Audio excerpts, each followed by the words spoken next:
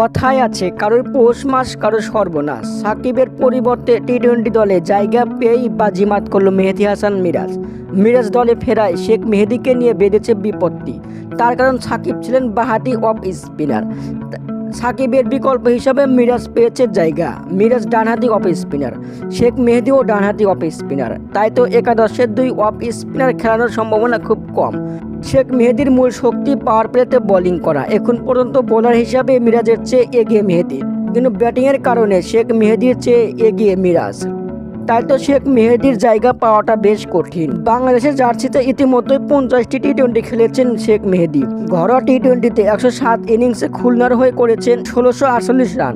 50 আছে 8টি, খেলতে পারে ঝড়ো ইনিংস। কিন্তু সাকিবের পর বাংলাদেশে এক মেহেদী হাসান মিরাজ ছাড়া দ্বিতীয় অলরাউন্ডার নেই। ব্যাটিংয়েও ভালো পারফর্ম করেন মিরাজ, তার প্রমাণ গোয়ালিয়রের প্রথম টি-20। সেক্ষেত্রে শেখ মেহেদীর দলে জায়গা পাওয়াটা খুব কঠিন। বিডি নিউজ, হৃদয় হাসান।